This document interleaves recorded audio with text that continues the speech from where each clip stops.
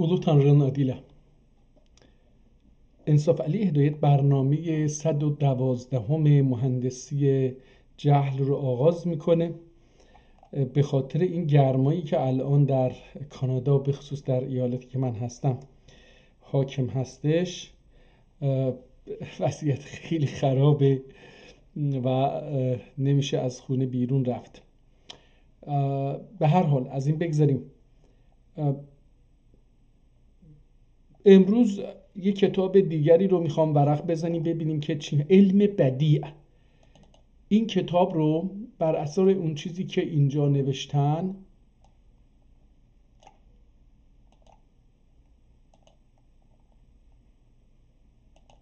چه خبره؟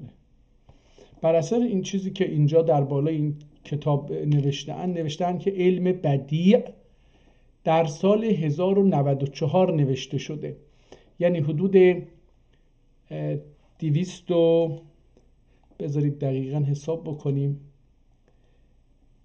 1446 ماینس 1094 مساویس با 352 سال پیش. این کتاب 352 سال پیش در علم بدیع نوشته شده. اینجا گفته که 26 صفحه است. حالا من یه نگاهی بندازم ببینم که این 52 صفحه است در اصل، برای اینکه در هر صفحه PDF 2 صفحه کتاب رو عکاسی کردن و گذاشتن. ما اول جلد فیزیک کتاب رو ببینیم. کتاب با نقاشی روی آب شروع میشه، روی جلد نقاشی هستش و با یکی دو صفحه سفید چیز میشه. اینجا عدد اوراق 10 تا نوشته، سطر در هر صفحه 21 تا، در هر صفحه 21 صفحه. و اینجا یه انسان خدا بیامرزی، الله بیامرزی این رو وقف کرده که حالا برمیگردیم میخونیم. کتاب شروع شده، سطرها خیلی به هم نزدیکه، کلمات خیلی به هم نزدیکه ولی قابل خواندن هست. اینجا مهر واقف رو میبینیم و همچنین در حاشیه ها با حاشیه نویسی ها رو هم میبینیم و مواجه هستیم.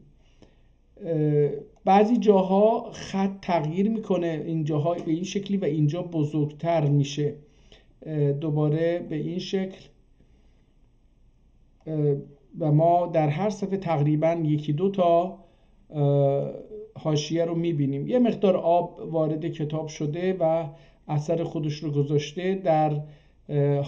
در شیرازه کتاب هم یک مقدار پوسیدگی و این نخهایی که برای دوختن استفاده شده بوده میبینیم که پاره شده. دوباره مهر واقف رو میبینیم ولی خب روی هم رفته کتاب سالم مونده. این یکی از معجزات این هستش. به هر حال کتاب تموم شد. به همین خلاصه احتمال میدم بتونیم این کتاب رو اصلا از اول تا آخر در این برنامه بخونیم. خب این صفحه این رنگ رو که نوشتن، این صفحه‌ای که برای امیر خواجه افندینون valide Atiq Cami-i Şerife Rızaullah Vakf eylediği kitaplardandır. Femen beddelehu ve ba'de ma sami'ahu fe innema اسمه على الذين يبدلونه ان الله سمیع علیم. این همون امیر خواجه افندی هستش که کتاب‌های بسیار زیادی رو وقف این جامع شریف کرده.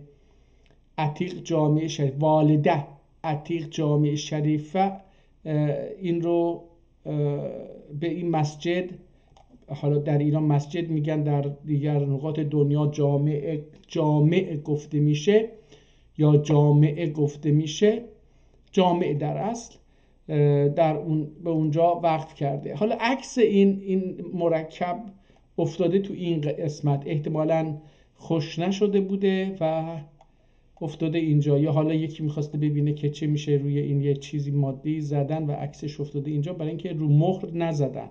مهر دیده میشه. این مهر واقف رو هم ببینیم اگه بتونیم بخونیم. وقف هذا الکتاب السید عبدالقادر الشهیر به میر خواجه الاسکداری به جامع والده سلطان. حالا اینجا دیگه اسکداری و اینا رو میخونم، اینم صوفی، من اینجا یه دونه صوفی میخونم ولی اینجا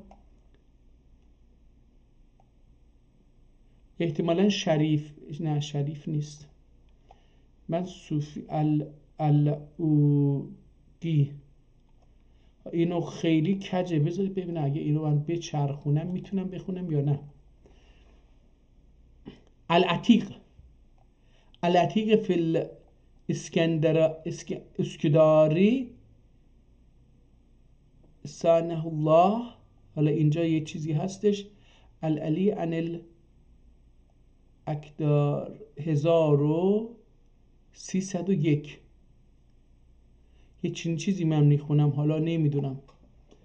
برگردونیم سر جای اصلش و شروع بکنیم به خوندن کتاب، ببینیم که چی میشه. بسمی تعالی.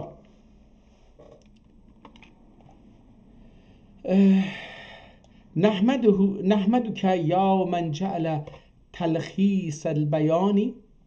این تلخیص نوشته برای اینکه دیگه در ترکیه بعضی جاها لهجه ها خ نداره، بعضی لهجه های بناطقی از ترکیه امروزی عثمانی قدیم بعضی جاها خ نداره، در نشون ننوشته. تلخیص البیان مفتاحا لکنوز بدائع القرآن و نصلی علی سیدنا محمد اعجز مسافع بقائل بنی عدنان و آخرش و اخرس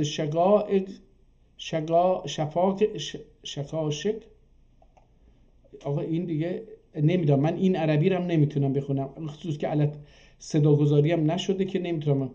شکاشک فصحا آل بنی قحطان و علی آله کمی بیداء البداع و اصحابه رکب میدان البراء مادام اهل البیان مشار الیه بالبنان. و بعد یقول العبد الفقیر عقد المفتزر الى الله یا مفتقر الى الله الى اللطف الربانی.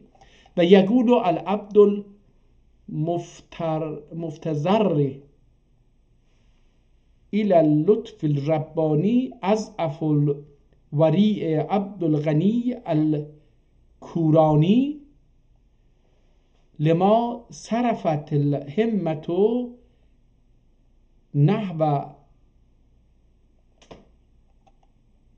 حالا البتد العلیه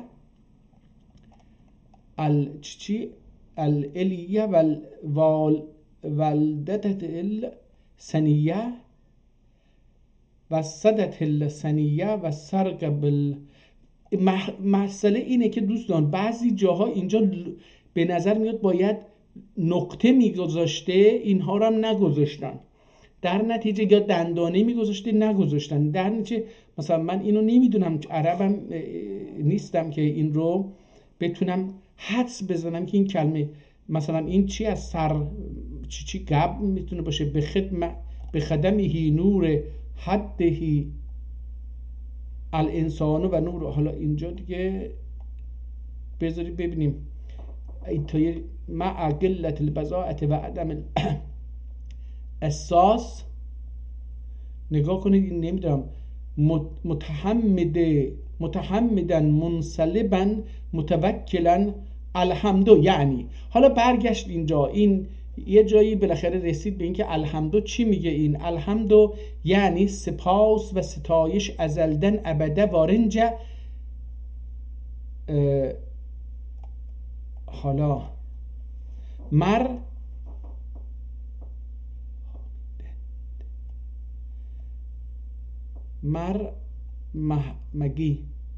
مرعقی حامدن olursa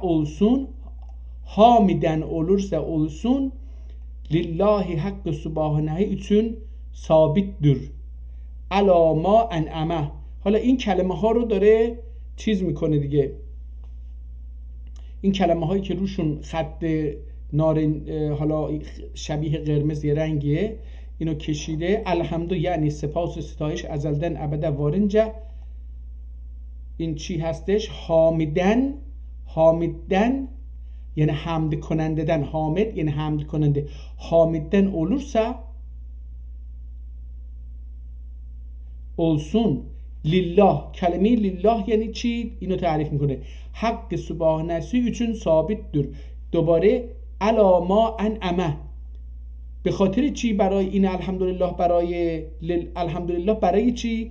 علی ما انعمه. اینو داره ترجمه میکنه. انعامی üzere. انعامی üzere یعنی bize انعام عام و احسان تام ettiği üzere. پس ما انعمه ترکیبنده و همون سوالو میپرسه اینجا. ما انعمه یعنی چه؟ انعام. به خاطر چه نعمتی دارید شکرشو میکنید؟ میگه ترکیبنده واقع ما مصدریه. این ما پرسش نیست، ما مصدریه هست. من حالا سوال اونجا پرسیدم، این میگه نه، ما مصدریه هست. واقع ما مصدریه الحمدلله علی انعامه تقدیرنده. و حالا اینجا دوباره و علم من البیان ما لم نعلم. احتمالاً از همین بالا داشته. نه این نیست، این از یه جایی به بعد بیقول العبد نه اینم نیست. این رفته اون کتابی رو داره، یه کتابی رو داره ترجمه میکنه و تشریح میکنه. ما انعمت و علم من البیان ما لم نعلم و دخی hamdülillah Teala için sabittir talim ettiği üzere bilmediğimiz şeyi ki ol beyanıdır. پس حالا ببینیم این صفحه چی گفته. پس و من البیان ده اولان من بیانیه در. من بیانیه در و لفظ بیان ابهام و نوریدن حالی دگیلدر. اینجا حالی یعنی خالی. و الصلاة علی سیدنا محمد خیر من نطق بالصواب. این یعنی چی؟ dahi rahmet bizim seyyidimiz Muhammed üzerine olsun. شول. حالا اینجا سول نوشته، این نقطه نذاشته. خیلی جاها میگم ظاهرا نقطه ها رو گذاشته که بعداً نقطه گذاری بکنن، ولی این نقطه گذاری رو خیلی جاها انجام نداده. شاید به خاطر مثلا این اولسونه، اینم شول باشه، اینجا یه تعادلی در این خط نویسی باشه. همینطور که در قسمت عربی این صفحه دیدیم که خیلی از لغات استفاده نمیکنه، تلاش میکنه یک نوع هارمونی بین چرخش قلم در کلمات مختلف ایجاد بکنه و سنگینی ایجاد نکنه. به خاطر اینکه نقطه ها ممکنه که اینها رو مثلا اینجا بداء البلاغته و اصحابهی، بلاغهی و اصحابهی، اینجا بلاغ رو نگذاشته و اصحاب رو گذاشته. البته رکب میدان دیگه اینجا نداره. حالا دیگه بعضی جاهاشم که من دیگه عربیم خیلی ضعیفه نمیتونم. خب شول محمد کی söyle nutk edanın haberlüsüdür.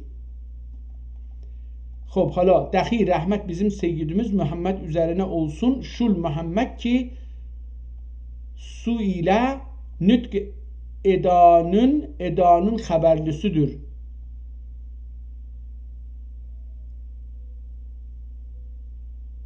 این سوائله یا سوئیله اینو نمیدونم یعنی چی. سوئیله نطق ادانون خبرلسودر و افضل. حالا اینجا عربی دوباره شونجا و افضل من اوتی الحکمت و فصل الخطاب. اینجا رو ترجمه میکنه. دخی شل محمد، بازم سول نوشته، شل محمد که حکمت و فصل الخطاب ایتا اولونموش kimsenenün افضلیدür.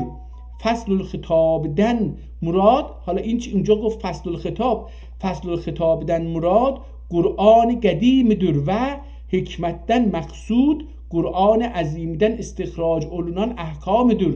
اونجا گفته بود چی؟ افضل من اوتی الحکمت و فصل الخطاب. این حکمت اونجا چیه و این فصل الخطاب چیه؟ اینها رو گفت که فصل الخطاب دن مراد قرآن قدیم در و حکمت دن مقصود، اونجا مراد گفته بود اینجا مقصود قرآن عظیم دن استخراج علون احکام در و فصل الخطابن اضافسی. فصل الخطاب دو کلمه ای که به هم اضافه شدن، حالا این مضاف و مضاف الیه میگن دیگه. این تو ادبیات عربی،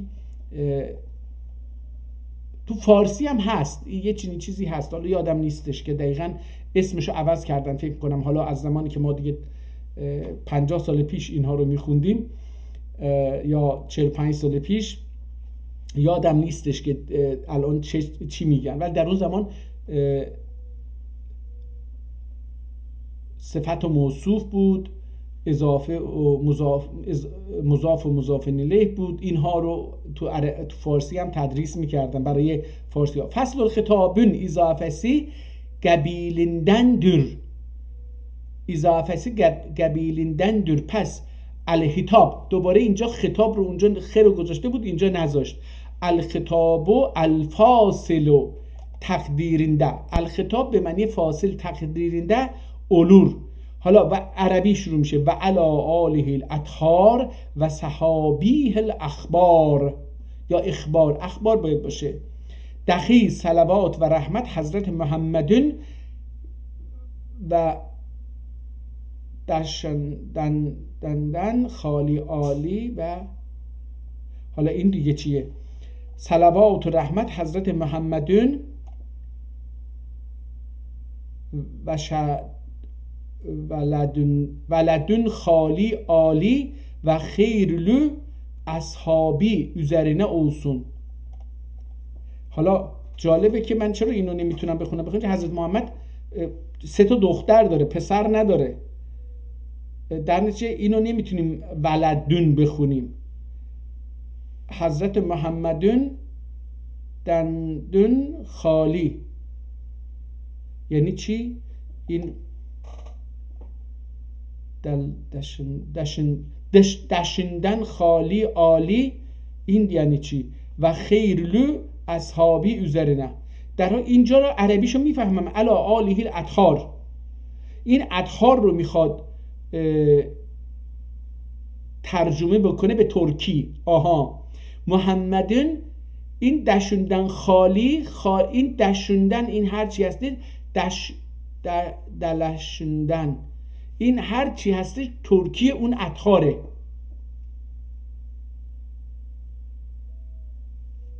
دلشندن خالی اینجوری باید خوند، یا دشندن خالی. این ترکی اون اطهاره، اون کلمه اطهار رو ترکی کرده، ترجمه کرده به ترکی. ولی من این کلمه رو نشنیدم، در نتیجه نمیدونم. صدا هم گذاشته ولی چون دندانه نگذاشته نمیدونم که این شه هستش، نون هستش، این دال ره هست، اینها رو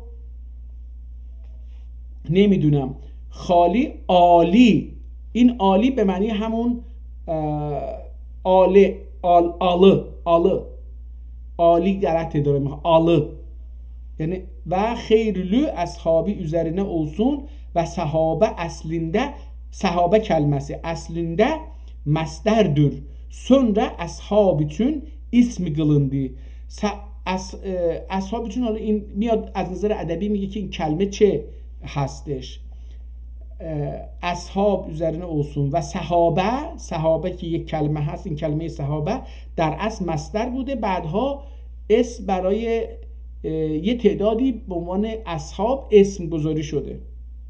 اما بعد، یعنی ما بعدم عربی یعنی چی؟ یعنی حالا اینجا چیه؟ یعنی خدای متعالی حمد و این خدا باید باشه، ولی اینجا یه الف هم هست، یعنی نمیدونم این چی میشه.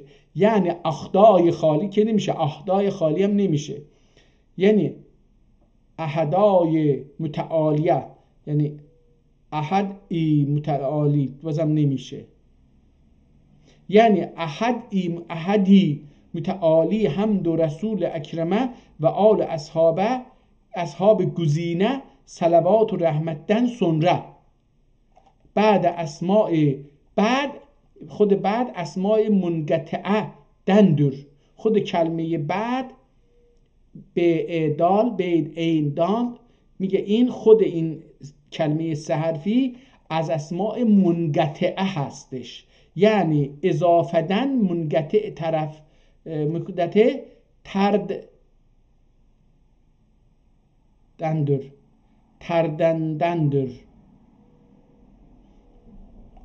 منقطع ترندندر اضافدن منقطع ترندندر. اینو تونستم بخونم دیگه، ترندندر. پس بعد الحمد و الصلات تقدیرنده اولور، اما بعد کلمه فصل الخطاب در بو معنی ایله که فاصله در خطبه اهل خطاب ما بیننده خطبه حمد و بیانه مشتمل کلام اطلاق اولونور و خطاب مقصودی متضمن اولان کلام دینولور. خب حالا یه توضیح داد که این بعد چرا میاد. این کتاب یه مقدار تخصصیه دیگه، هم داره تک تک کلمه ها رو از نظر ادبی در جایگاه اون در اون جمله داره صحبت میکنه، از نظر ادبی کلمات نسبت به هم چه جایگاهی دارن اونها رو داره بررسی میکنه، معناهاشون رو میگه، معناهاشون چه تغییری کرده، در اصل چی بوده، در کاربرد چی بوده، اینها رو داره توضیح میده. خیلی توضیحات جالبی میده از نظر علم. حالا اینها گفتیم که این کتاب برای بلاغت در اصل بدیعه. حالا ببینید این بدیع دیگه چی میگه. میگه که مترجمان کلامن دینولور. حالا اینجا رو خوندیم، رسیدیم به اینجا که علم بدیع دینولور فلم ماکان علم. حالا اینجا به عربی رسیدیم، فلم ماکان علم البلاغتی و توابعها تموم شد. یعنی چی این کلمه؟ وقت علم بلاغت کی؟ شاید همین دقت باشه. دقت علم بلاغت چی؟ علم معانی و علم بیان دور. از علم بلاغت عبارت است از دو علم دیگری به معنی علم معانی، کلمات چه معنی هایی دارن، چه مفهومی را این کلمات با خودشون حمل میکنن، و علم بیان، چجوری بیان بکنید دیگران. در اصل این امروز هم که من دارم با شما ها صحبت میکنم، این موضوع فلسفه زبان مادری و فلسفه زبان هست. خود الان فکر میکنن که خود زبان، این که ما چه شکلی این زبان در مغز ما شکل میگیره، چطوری ما این مفاهیم رو هم میتونیم اینجا از جامعه اخذ بکنیم، هم خودمون در اینجا این رو تکثیرش بکنیم، هم میتونیم از میلیون ها مفاهیمی که در ذهن ماست یکی رو انتخاب بکنیم بگیم که آقا منظور من اینه. میلیاردها. من اخیراً یه ویدیو دیدم میگفت که یک دانشمندان اومدن 1 میلی متر از مغز انسان رو با بزرگترین کامپیوترها در عرض نمیدونم چند ماه و چند سال، حالا یه چیزی دیگه اونها رو مطمئن نیستم چقدر بود، طولانی، یک زمان طولانی روش کار کردن. همین یه مقدار به اندازه 70 سال اطلاعاتی که مایکروسافت و فلان اینا جمع میکنن جا میگیره، اطلاعاتش جا میگیره. در نتیجه میخوان مثلا کامپیوترها رو یه جوری بکنن که با مغز کار بکنه، با یه یه چیزی مثلا از مغز بردارن، حالا نمیدونم واقعا از مغز میخوان مثلا آدم مرده بردارن یا میخوان، نمیدونم میخوان اینها رو یه جوری بکنن که کامپیوتر با چیز بکنه، برای اینکه مثلا اطلاعاتی که امروز داره جمع میشه اگه بخوان اینها رو روی هارد دیسک جمع بکنن به اندازه کره زمین مثلا در این سالهای آینده جا لازم هستش این دیسک ها رو مثلا بخوان اونجا ذخیره بکنن نگه دارن. در نتیجه دنبال اینن که از مغز زنده مثلا یه جوری به کامپیوتر پیوند بزنن، اطلاعات رو بدن این مغز زنده نگه داره. حالا مغز یا آدمی که مرده، حالا من نمیدونم چه شکلی میخوان اون مغز رو درست بکنن. به هر حال علم به یه جاهای خیلی باریکی داره وارد میشه. فلما کان علم البلاغه و توابعها، وقت دقت علم بلاغت که علم معانی و علم بیان دور و توابعی که علم بدیع. حالا 3 تا علم میگه، علم معانی و علم بدیع، علم بلاغت که علم معانی و علم بیان، این دوتا و توابعشون. حالا یک علم دیگه هم که وابسته است به نام علم بدیع دور. حالا چی؟ من اجل العلوم قدر مقدار قدرن مقدار و تعظیم یونندن من مقدار و تعظیم یونندن علومون یجسی ایدی. یعنی این سه تا علم بلاغت، علم معانی و علم بیان و توابعی که علم بدیع هست، اینا هر سه تا با هم من اجل علوم قدره مقدار و تعظیم یونندن علومون یجسید ایدی. یجسیدی یعنی سرآمد علوم هستند. من اهل، حالا اینجا اینو خط نزده ولی بازم چی؟ من اهل یا من اجل العلوم کأنک خبر در. این من اجل العلوم قدره، حالا اینجا این کأنک خبری در و ادفعها سرن. اینجا دیگه دوباره یه چیزی و ادقها سرن دخی فصل و خلوص یونندن علومون زیاده انجسی ایده. حالا میگه از نظر جدا کردن و خلوص از این زاویه هم یونندن، یعنی از این زاویه هم به نگاه بکنیم انجسی علومون زیاده انجسی در، خیلی زیاد، یعنی بیش از این که تصور بکنید بخش هنری علوم هست. اینجا به معنی بخش هنری هستش. واقعا هم سخنرانی و اینها بخش بسیار مهمی هست. ممکنه آدمی خیلی باسواد باشه هم نتونه بنویسه، یا اینکه اصلا بتونه بنویسه نتونه حرف بزنه. از بهی یعرف دقائق العربیت و اسرارها. این یعنی چی؟ زیرا اول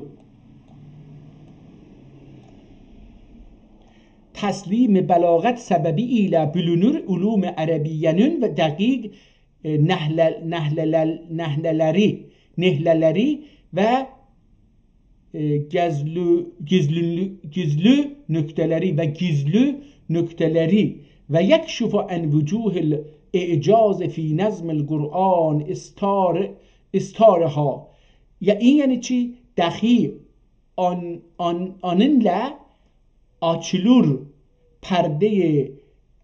پردلر اعجاز yüzlerinden اول وجوه اعجاز و یا خود اول اعجاز نظم قرآن کریمیده اولدقی حالده. میگه حالا به وسیله درک این 3 تا علم معانی و بیان و بدیع شما میتونید از وجوه اعجاز در قرآن، کلمات قرآن چجوری در کنار هم قرار گرفته به این زیبایی، میخواد بگه که میتونید این زیبایی ها و اعجاز این کلام رو بفهمید. ما میدونیم که خود کلام معجزه هست. خود کلام، نه اینکه کلام حضرت محمد معجزه باشه یا نباشه، کاری به اون نداریم. کلن سخن گفتن انسان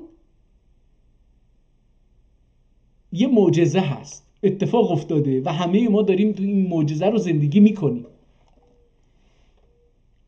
کم و زیاد داره. بعضی ها خیلی سخنور هستن، بعضی ها کم سخنور هستن، بعضی ها خجالت میکشن، بعضی ها خیلی راحت.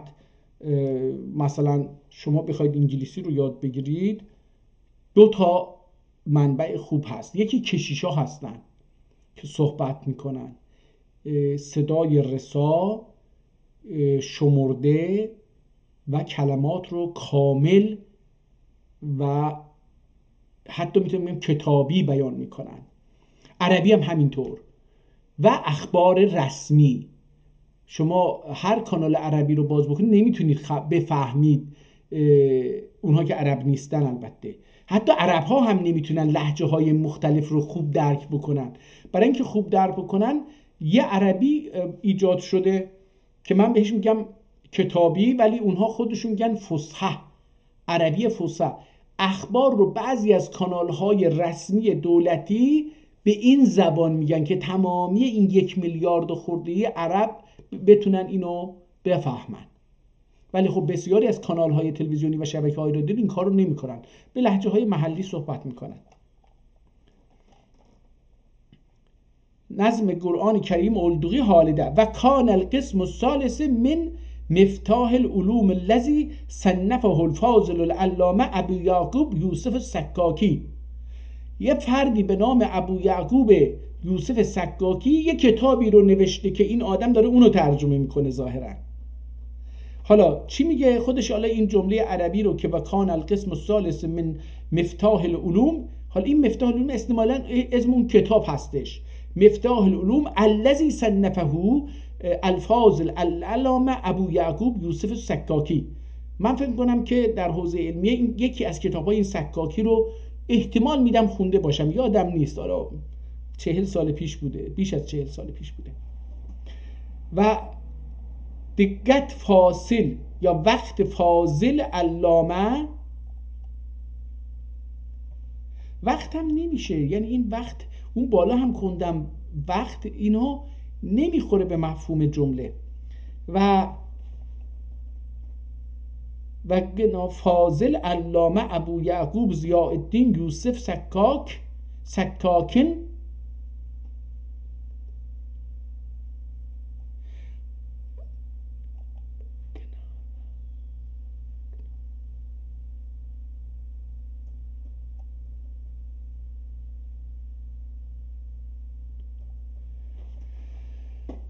اینو نمیدونم چی میشه. و فکر حالا وفنا و وقت فاضل علامه، من وقت میخونم چیز دیگه نمیتونم، این ذهنم نمیاد که این رو باید چی خوند.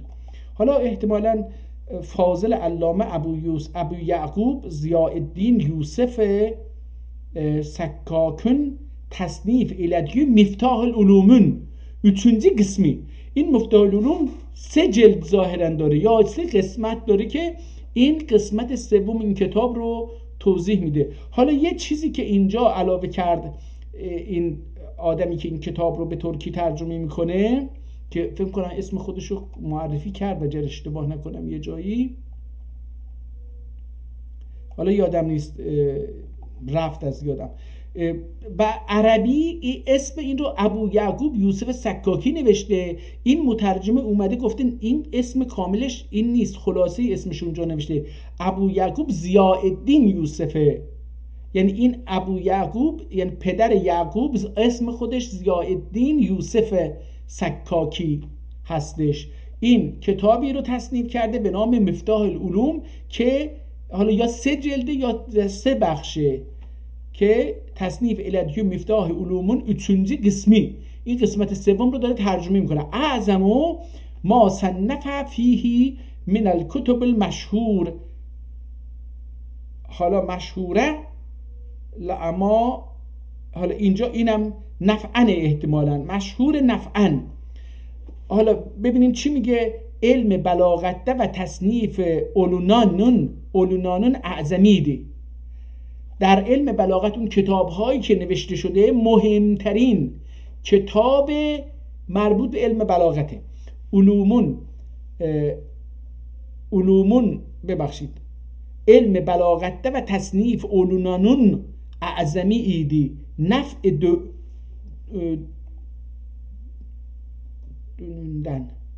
نفع یونوندن. نگاه کنید اینجا دوباره نقطه نذاشته، من باید خودم اینو در بیارم دیگه.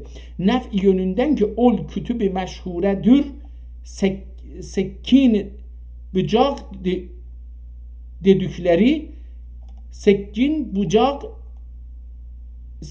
bucak dedikleri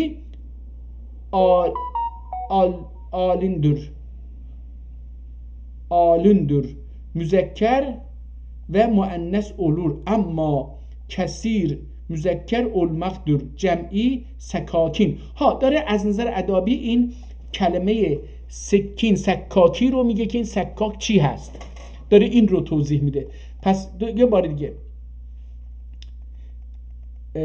نفع yönünden ki ol kütüb-i meşhure'dür.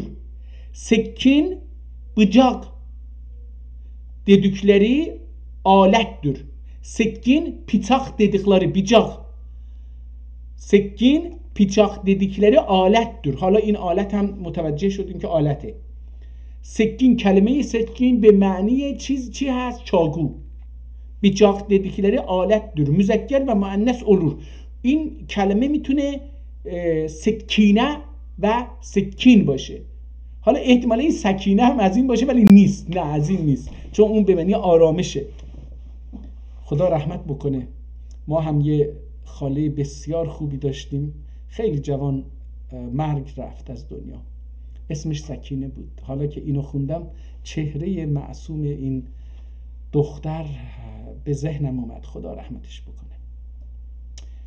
dedikleri alettir. müzekker و مؤنث olur اما کثیر مذکر olmaktır. اما خیلی هم میگن آقا این اکثر کاربرد سکین چاقو در عربی، اسم در عربی میتونه مؤنث باشه مذکر باشه و این در جوامع مختلف بر اساس اون جوامع فرق میکنه. مثلا اکرم در خود ایران، در آذربایجان اسم دختره، احتمالاً در میان فارسا هم دختره، در بعضی جاها اکرم به خصوص عربها و بلوچها و ترکمنها اکرم به معنی اسم مرد هست، برای اینکه مذکر از نظر ظاهر. اگه بخواید اینو اسم دختر بذارید باید بذارید اکرمه. ولی این دیگه تو ایران در شرایطی که این فارسا این زبان ناقص قاطی با ترکی و عربی رو به مردم تحمیل کردن، خودشون هم نتونستن سر در بیارن که آقا این اگر من از عربی میگیرم به چی کارش بکنم این اسمو. اومده گفته حالا شما اینجا اسمو بذارید، مهم نیست. قواعد رو بازی نکردن. در نتیجه مثلا یه مثالی که فارسا خیلی درش موندن و فکر میکنن خیلی کار عجیب میکنه، الهامه. الهام اسم مذکر هست، یعنی اسم مردانه هست. اگه بخواید روی زن بگذارید باید بشه الهامه. اما چون حالا در ایران عقب مانده اسم مردانه رو روی زنها گذاشتن، حالا نه همه جوامع، مثلا عرب ها و بلوچ ها و ترکمن ها احتمالا الهامه میذارن، حتی کردا، ولی فارسا و ترک ها، حالا این شیعه ها اومدن این چیز کردن، البته عرب ها هم شیعه هستن، اومدن این رو الهام رو به عنوان اسم دختر انتخاب کردن. حالا در یه جامعه دیگری که فرهنگش متفاوت از این فرهنگ فارسا هستش، اگر همون اسم کاربرد مردانه یا زنانه داشته باشه یا متفاوت باشه، اینا شاخ در میارن. این که در فرهنگ ما اسم مردانه هست، چرا اسم زنانه هست؟ چرا مثلا رئیس جمهور آذربایجان اسمش الهامه؟ اینقدر عقب ماندگی که تفاوت فرهنگی و تفاوت میان کاربرد درست کلمات عربی در زبانهای دیگر رو نمیفهمن و فکر میکنن که هر جوری که اینها رفتار میکنن این باید در دنیا هم اونجور باشه. خود منم به این بیماری مبتلا بودم در اصل آموزشی که در ایران گرفتیم. مثلا من وقتی رفتم ترکیه بعضی از کلمات رو ترکیه یه جور دیگری ادا میکنه، به خصوص انگلیسی فرانسه رو یه جوری دیگری ادا میکنه که انگلیسی به نظر طبیعی نمیاد. من فوراً خندم میگرفت که اینا چرا اینجوری دارن اینو میگن. مثلا ما میگیم تام، اصلش این TOME هستش دیگه، تام. ولی این چی میگه؟ ترکا میگن توم. حالا ما مثلا که نمیدونیم این فرهنگو، فکر میکنیم باید فارس ترکیه هم مثل ایران یاد بگیره زبان خارجی رو، به نظرمون خنده‌دار میاد. برای چی؟ برای اینکه تفاوت فرهنگ ها و تمدن ها رو نمیفهمیم. تفاوت کاربرد زبان ها، تفاوت آواهای صدایی در سیستم صوتی رو نمیفهمیم. در نتیجه مثلا اگر یکی تو ایران مثلا بگه که قز، اون یکی میگه گیز. حالا اون میگه چرا این میگه قز، این نمیگه گیز. این به خاطر اون عدم فهم سیستم صوتی ملت‌های مختلف هست. فرقی نمیکنه مثلا کردها و عرب‌ها و بلوچ‌ها و ترکمن‌ها، مثلا ترکمن‌ها یه حروفی دارن که ما آذربایجانی‌ها شاید نتونیم اونها رو مثل اونها ادا بکنیم با اینکه ترکیم.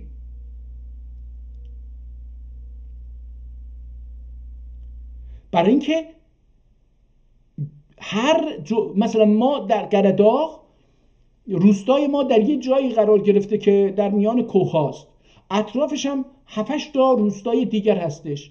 این 8 تا روستایی که اطراف ما هستن هیچ کدومش لهجهش، آواش، صدای لحن آهنگ صدایی که از سیستم صوتی اینها میاد با هیچ کدوم چیز نیست. کلماتی هم که به کار میبرن در زندگی روزمره شبیه هم نیست، خیلی شبیه هم نیست. همه دیگر رو میفهمن، همه ترکی صحبت میکنن، همه دیگر اما هر روستایی یه لهجه آهنگ زیبایی، مثلا ملوک، کهلوک، گوبات، پراسوان، دولان، اشاقات دولان، یوخاره دولان، اینها، حالا مثلا اینهایی که مثلا گلکندی، اینهایی که من خیلی یادمه، حالا بعضیاشون نرفتم، مثلا کلیبر به عنوان مرکز این قطعه کلا تفاوت آوایی دارن. اگر کسی نفهمه میگه که خب مثلا چرا کلیبر اینجوری میگه، اهر اینجوری میگه، کلان اینجوری میگه، دولان اینجوری میگه، یوخاره دولان اینجوری میگه، پراسوان اینجوری میگه، پرامشان اینجوری میگه، ملوک اینجوری میگه، گوبات اینجوری میگه. یعنی این عدم درک شرایط اجتماعی و رشد رنگارنگی زبان ترکی در این باغستان و گلستان زبان ترکی هستش. زبان ترکی مثل یک گلستانیه که صدها رنگ بلکه هزاران رنگ متفاوت، حتی با کمترین تغییر رنگ داره. باغش یک دست نیست، همه سفید، همه مثل ترکیه استانبول، نه ترکیه مثلا ازمیر و نه ترکیه مثلا خراسان و نمیدونم، نه ترکیه مثلا اغدر صحبت بکنن، نه، هر کدوم این باغ بوستان ترکی خیلی رنگارنگه و زیباییش به اینه. خب من خیلی از کتاب بیرون رفتم. خب این میگه که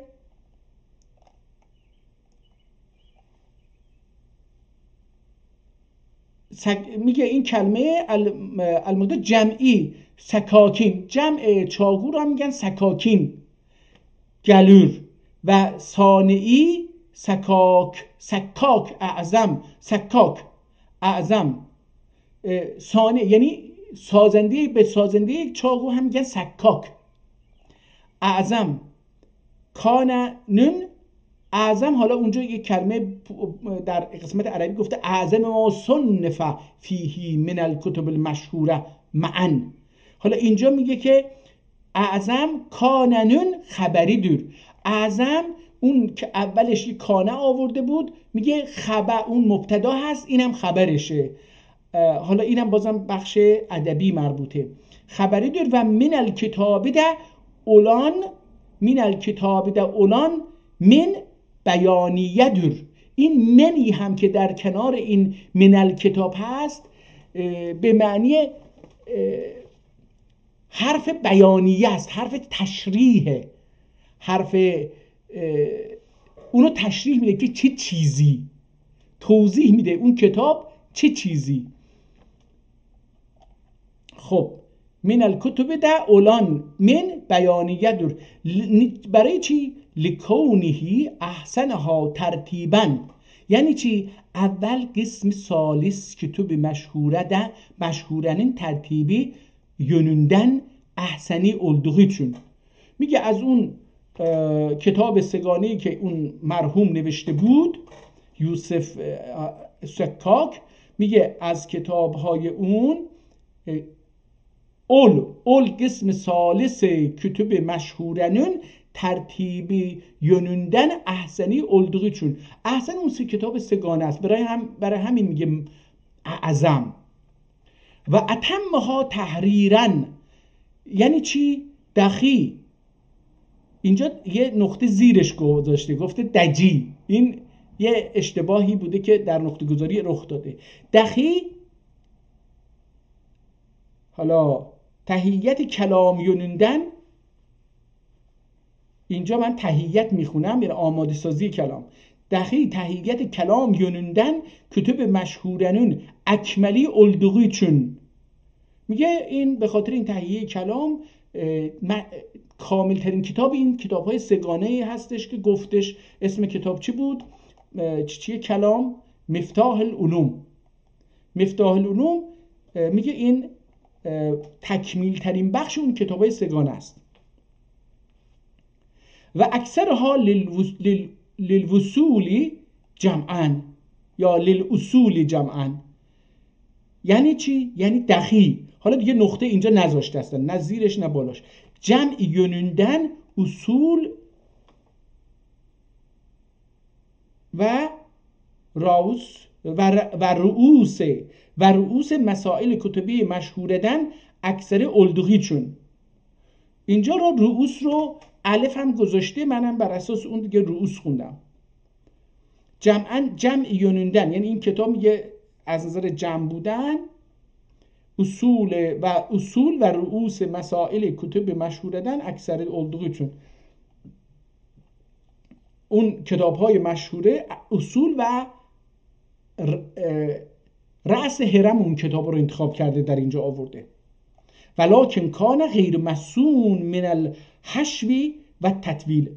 اما از حشو و تطویل از زواید خالی نیست. حالا اینو میگه اما اول قسم ثالث محفوظ دگل ایدی حشویدن. حالا اینا حشو و نقطه نذاشته. حشو و تطویلدن. تطویل یعنی طولانی نویسی، خلاصه نویسی نکرده، کش دادن.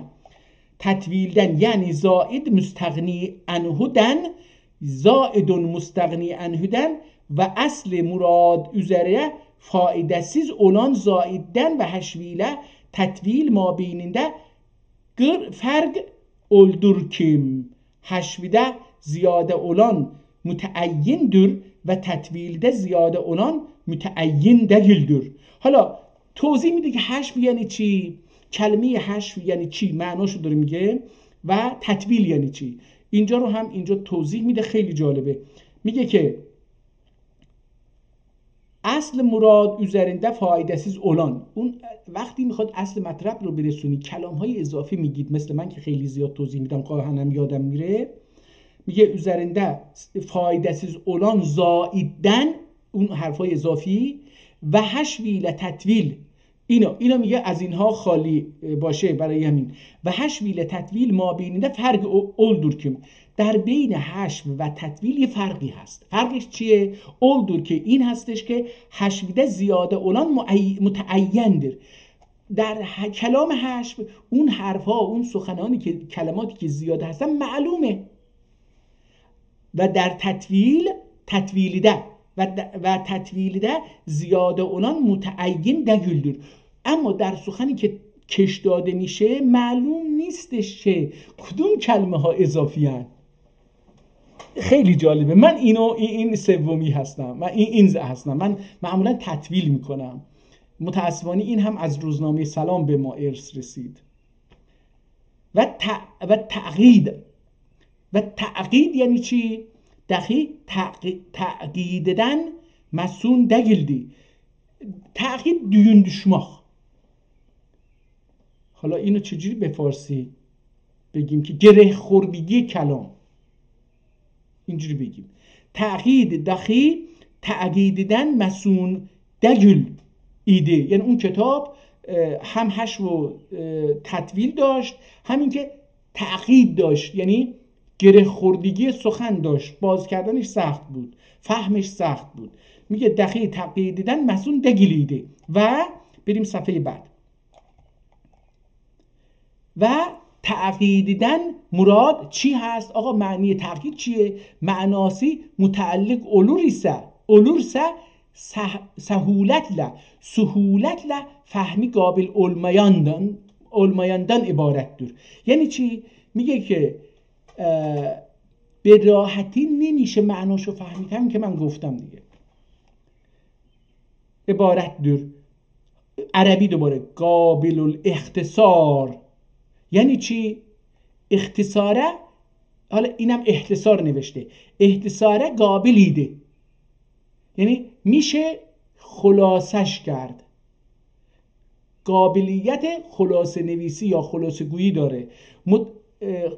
اختصاره قابلیدی متول birleri و فاعلان کانه نون خبریدی. آها، حالا اینجا یه قابل هستش. اینجا این کلمه قابل میگه یعنی آقا اینجا در جمله چه نقشی داره از نظر ادبی؟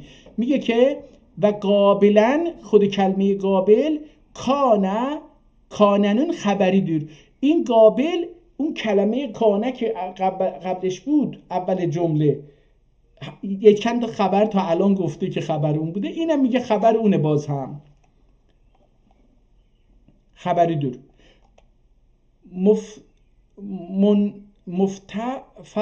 مفتقرن الال ایزاه، مفتقرن یا مفتصرن الال ایزاه. این ببینیم چی میگه. اصلا من این کلمه رو نتونستم بخونم که این مفتزرن هستش، مفتفرن هستش، چی هستش. اینو ببینیم چی میگه. الال ایزاه و واضح اتمه محتاجیدی. تعقید اولان بیری و تجرید دخی تجرید محتاج ایدی. آنده اولان هشون هر بیری. خب اینو نفهمیدم. این کلمه مفتقرن احتمالا مفتقرن باشه یا مفتفرن باشه، مفتصرن باشه، نمیدونم این چی. علامت گذاری نکرده و نه. البته صدا، مشکل صداشو الان ندارم، مشکل این دارم که این اصلا کلمه چی هست. پس و واضح اتمه محتاج دی. حالا اینها قابل اون چی گفت؟ تعقید، گره خوردگی. میگه و واضح اتمه محتاج دی. اینها، این کلماتی که بعضا نوشته، اینها رو برای روشن کردنش نیاز هستش که توضیح بدید. تعقید اولان بیری ایده، تعقید اولان بیری و تجرید دخی. و تجرید یعنی کلمات که تکیان، مجرد. زندان مجردم که میگن تجریدم میشه گفت، یعنی یه آدم رو از زندانی که با دیگران هست برمیدارن میبرن یه جای دیگه، سلول انفرادی میکنن. این اسمش تجریده، جداسازی. و تجرید دخیل تجرید دیده محتاج دی. میگه جدا کردن این کلمه ها هم از هم محتاج هستش که جدا بکنیم، توضیح بدیم. آنده اولان حشوه هر بیری، حشوین هر بیری، هر یکی از اون حشوه ها رو باید جدا کرد و توضیح داد. علفت مختصرا یتضمن یا ینضمن ما فیه من القواعد. یتضمن ما فیه من القواعد. این یعنی چی؟ معنی. حالا اینجا دوباره همون کلمه رو آورده. وقتی که معنی، وقتی که علم بلاغت علومون اجلی و مفتاح علومون قسم ثالثی یونون اکملی ایدی و اختصار قابل ایدی تعلیف ایلدون bir muhtasari ki قسم ثالثte olan قواعد mütesemmindir. Yani anda olan bu muhtasarda mevcududur. Allafet muhtasaran لأنك جوابیdir. این جواب اون هستش که الفت مختصرا لأننن و اون انه حرف انه که وجود داره جواب اون هستش. خب این هم خیلی جالب بود. اون کلمه‌ای که اینجا بودیم مختصر رو خونده بودیم، البته این نیست، احتمالا اینم مختصرا باشه. این بالا که نتونستیم مختصرا الایزا، نه این مختصرا نمیشه. این یه چیزی که محتاج باید باشه. این کلمه محتاج باید اینجا به معنی محتاج باشه، محتاج به تشریح شرحگویی هستش. این کلمه رو نتونستیم اینجا پیدا بکنیم. حالا و اومدیم رسیدیم به اینجا که و یشتمل علی ما یحتاج الیه من الامثله و الشواهد. یعنی چی؟ و مشتمل دور، مشتمل یا شامله و مشتمل دور اون مختصر شل نسنیه کی محتاجون الیه دور، کی محتاج به اونه که اول امثلهی و شواهد دور. امثله‌دن مراد ایزاه قواعدی چون مذکور اولان خبریات دور، خبریات دور و شواهد اثبات قواعد چون مزبور اولان خبریات دن عبارت دور. پس عمومیه امثله طرفیندن دور. خب اینم تشریح داد که این چی میشه. این چیزی که در اینجا گفت اون بنده خدا خلاصه نوشته، این بنده خدا اینو خلاصه اون رو، اون کتاب اصلی رو قبول نداره، میگه که آقا خیلی طولانی نوشته، من اینو میخوام خلاصش بکنم که قابل فهم باشه. اینم برداشته میگه آقا تو خیلی خلاصه نوشتی، من باید اینو به ترکی تشریح بکنم که تو چی داری میگی. یه کار دیگه ای که اینجا میکنه و پیچیده میکنه اینه که هم مفهوم رو توضیح میده و هم کارکرد کلمه در جمله رو توضیح میده و آدم ناآشنایی مثل من گاهی باید کلمه رو، جمله رو یکی دو بار بخونه تا بفهم که اینجا معنی تمام شد، از اینجا به بعد داره جایگاه کلمه در جمله رو توضیح میده. این هم هستش. حالا اول مختصر اینجا دوباره میبینیم چند تا کلمه، من دیگه نگفتم وقتی داشتم میخوندم، چیز نداره، نقطه نداره، اینها هم از اون. حالا اینجا چی گفت؟ ولما آل جهد او جهدن، ولما اینجا آل جهدن فی الحقیقت و تحذیبه، ولم آل جهدن فی الحقیقت و حقیقته و تحذیبه و تکثیر ایلدم، قصور کردم، کوتاهی کردم، تکثیر ایلدم سندن سعی و اجتهادمی، اجتهاد خودم را از تو قصور کردم، مختصرون تحقیق و صحتنده الوامنی یعنی رنگارنگی، الوانینی مفعول و اقتضاء در، مفعول اقتضاء در اول کی مفعولی حذف اول نقطه، اول که مفعولی حذف اول نقطه و لم آلون جهدی تقدیرنده دور. حالا از نظر ادبی اینجا رو توضیح داد، خیلی نرفت داخل اون قضیه، میگه این مفعوله و این هم مفعولش حذف شده، از این حرفا خیلی دیگه اینجاشو نریم. و رتبت هو ترتیبا اقرب و تناولا من ترتیبهی، دخی ترتیب ایلدون bu muhtasari bir tertib ile که معنی etmede معنی خدا etmede سکاکینون ترتیبیندن فهم اقرب دور. حالا اینجا یه کلمه نوشته که نفهمیدم دوباره این چیه. bu muhtasari bir tertib ile dahi tertib eyledim bu muhtasari bir tertib ile ki mani ihlatimde sekakinin tertibinden fahme اقربdur. در اختلاط معنایی از درک کلماتی که من نوشتم بهتر از مال سکاکی هستش. ولم ابالغ فی اختصار لفظه و مبالغه‌ای ابالغ اینجا ولم ابالغ فی اختصار لفظه حالا یعنی این چی؟ و مبالغه‌ای ترک ایلد مختصرا لفظی اختصارنده تقریبا حالا اینجا عربیه تقریبا لتعاطیه مختصرن تناول واحدی قریب علمق چون پس تقریبا کلمسی لم ابالغو زمننده اولان ترکت المبالغتنن مفعول الیهی در و طلبند تسهیل فهمه علی طالبیه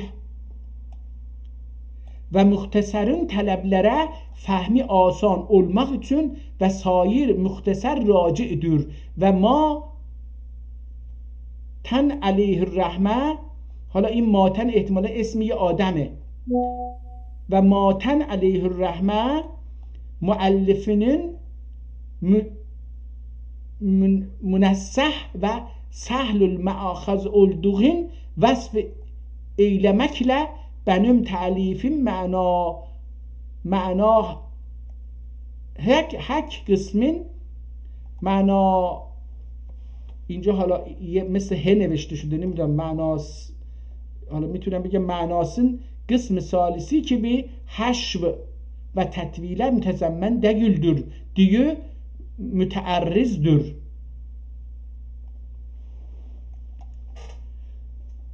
خب فکر میکنم که الان 1 ساعت دقیقاً 1 ساعت 2 دقیقه است. بریم صفحه ما تقریبا یه بخشی از این رو خوندیم حدوداً 12 صفحه رو در این 1 ساعت خوندیم. خب به نظرم پیشرفت خیلی خوبی کردم. بریم صفحه آخر 2 صفحه آخر رو بخونیم و تمامش بکنیم این کتاب رو. اینجا و اینجا این 2 صفحه رو از همینجا شروع بکنیم. هر بلیغ فصیح در زیرا تعریف بلاغت فصاحت موجود همان موجوده در و لا عکس. میگه که در فصاحت در زیرا تعریف بلاغت یه تعریفی داره که فصاحت موجود دور. فصاحت در داخل بلاغته. وقتی میگیم بلاغت یعنی چی میتونیم بگیم که بلاغت نوعی از فصاحت است، اینجوری تعریف بکنیم، اما عکسش نیست. نمیتونیم بگیم فصاحت نوعی از بلاغت است، اینو دیگه نمیشه. ولا عکس، لا عکس عربی گفته یعنی عکس کلی دگüldür بلکه ماده افتراق. حالا اینجا دیگه نقطه نذاشته. ماده اختراف فصیح ترگیندندür فصیح ترگندندür. میگه اختلاف از نظر فصاحته و ان البلاغت مرجعها الى الاحتراز عن الخطأ في تعدیه المعنى المراد. حالا اینم میگه چی؟ دقیق تحقیقاً بلندی که علم بلاغتون معال و محصلی مقصود اولان معنانون آراسندن خطادن اجتناب دور. حالا من اینو اجتناب خوندم، درستم خوندم، اجتناب دور و الا. حالا اینجا یک چیزی نوشته که دیگه اینو نمیتونم بخونم که چی هست، یه عربیه. و الا تمییز الکلام حالا من تمییز میخونم. و الا تمییز الکلام الفصیح من غیره و کلام فصیحی غیر فصیحیدن تشخیص ایلمک دور. و ثانی حالا دوم چی؟ کلام فصیحی غیر فصیحیدن فرق ایلمک نه منه ایلمک منهو ما یبین فی متن علم اللغت او صرف او نحو او یدرک بالحس. bir مقداری اولدور که علم لغت و یا علم صرف ده و یا علم نحو ده بیان اولو نور و یا خود ذوق و حسی لفهم اولو نور. حالا این چیزو داره، فصیح رو میگه. فصاحت چیه؟ یعنی غرابت و مخالفت قیاس لغوی وصف لغوی و ضعف تعلیف و تنافر کبی معنی. یعنی حالا اینجا داره چیز میگه، غرابت و مخالفت اولو نور، غرابت و مخالفت قیاس لغوی و ضعف تعلیف و تنافر گبی. میشه گفت تنافر نفرت کردن، ضعف تعلیف، حالا مثلا یه چیزایی میگه اینها به هم نزدیکن، میشه اینها رو گبی. یعنی معنای مقصودون ادرسنه معنای مقصودی ادرسنه خطادن احصایی بلاغت کلامه مخصوص اولدوغی که به کلامون فصیح و غیر فصیحی تشخیص بلاغت کلامه منحصر دگلدر بلکه سایر علوم له بیلمک قابل در و هو ما ادا التعقید المعنوی. یعنی شل شیء مبین در علم لغت ده و یا علم صرف ده و یا علم نحو ده و یا خود حسی لده درک اولو نور تعقید معنویدن ما ادا در. ما ادا یعنی خارج در، زیرا تعقید معنوی حسی له و بو علوم له bilinmez. تعقید معنوی bu hissi ile ve bu ulum ile bilinmez. Pes malum oldu ki ilm belagatün her bir miktarı zikr olunan ulum ile bilinir imiş ve bazı hissi ile درک olunur imiş. حالا این ایمیش ها نقطه نداره، ایمیس نوشته مثلا. lakin üç nesne kaldı. Maksudun arasında خطادن اجتناب و تعقید معنویدن احتراز و توابع علم بلاغتن ökli için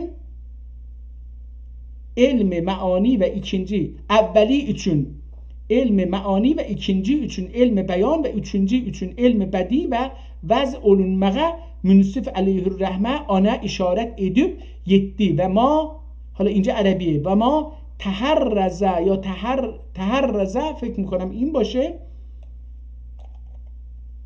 بیهی عن الاول علم المعانی و شل شیکی معنای مقصودی اداسنده هم ادا میتونی اونجاها من این رو آراسنده خوندم، هم ادا هم میشه خوند. من اون آراهایی که اونجا گفتم آراسنده که حالا میتونم برگردم پیداش بکنم در همین صفحه‌ای که الان اینجا بودیم در دو جا این رو آراسنده اینجا اینا اداسنده هم میتونیم بخونیم که هر دوتا معنانون اداسنده خطادن اجتناب دور. حالا یکی دیگه هم پایین بود که دیگه لازم نیست، فقط اینو خواستم بگم که من اونجا آراسنده گفتم معنانون آراسنده خطادن اینجا معناسن اداسنده در ادای معنا خطا اجتناب از خطا باید کرد یا در میان معنا از. حالا من این رو الان اینجا ادا خوندم اونجا آرا خونده بودم، خواستم این رو متوجه بشید که اگر صدا داشت متوجه می شدم درست می خوندم، صدا نداشت من همینجوری بر اساس اون چیزی که متن به من میده خوندم. خب و شل شیکی معنای مقصودی اداسنده آن ل احتراز اولونور بهی ان تعقید المعنوی علم البیان و اول شیک احتراز اولونور آن ل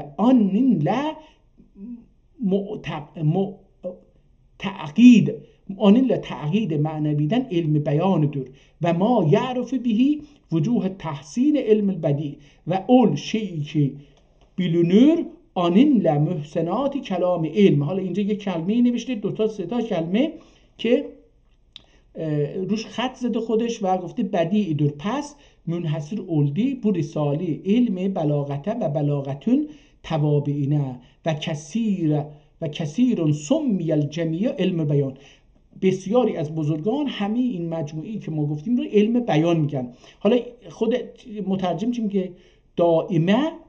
دائمدن çok دائما اینجا ببینید به جای اون کثیر سمی الجمیع، اون جمیع خیلی میگه دائمدن جوگ کمسنه تسمیه ادر علم بلاغتی و توابینی علم بیانی له و بعضهم تسمى الاول علم المعانی و الاخرین علم البیان.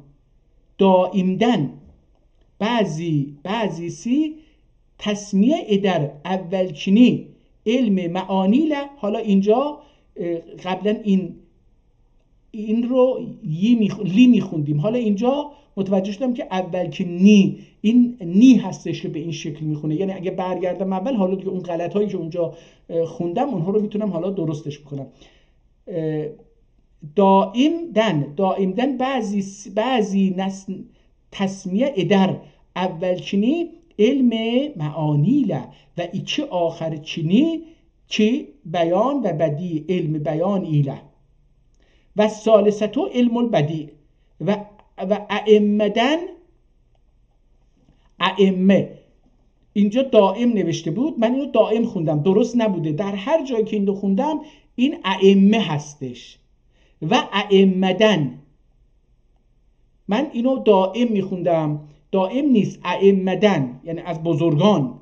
اینجا که گفته و بعضهم یعنی بزرگان، اینجا ائمه بیگه بهش، یعنی به کلمه دیگه اونم عربی هستش.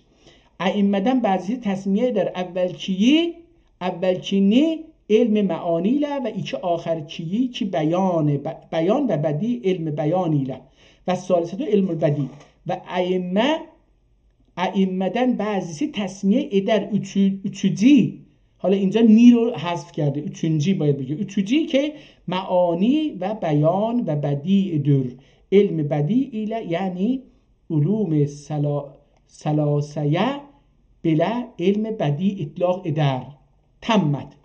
تموم شد کتاب. الا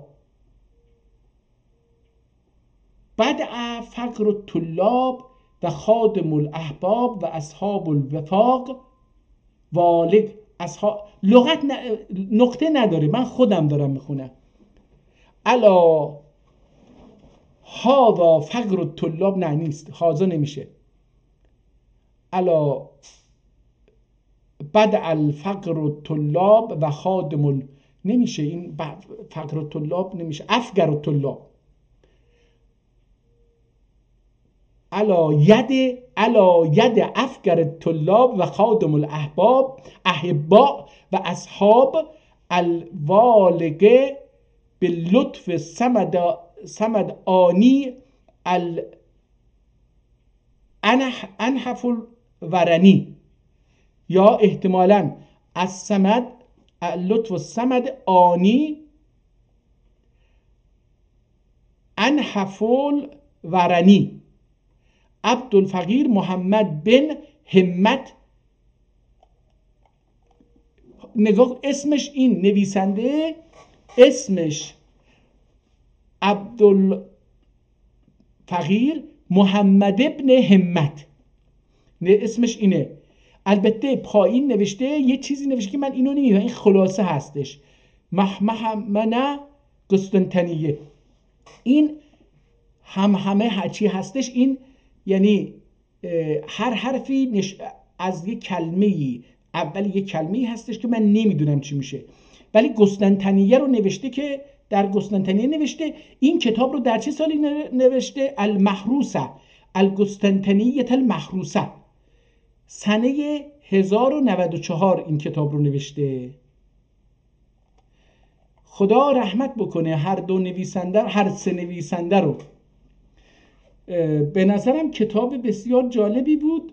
از نظر بدی ما این علم رو، من میدونم که در دبیرستان هم آموزش میدادن یه مقداری، در رشته ادبیات فارسی هم این رو آموزش میدن در دانشگاه ها. در حوزه علمی هم که آموزش حتما داده میشه، جزو کتاب‌های درسی هستش. کتاب جالبی بود. امیدوارم که دوستان بخونن و ایرادهای من رو بگن و رفع بکنن. امیدوارم موفق باشید.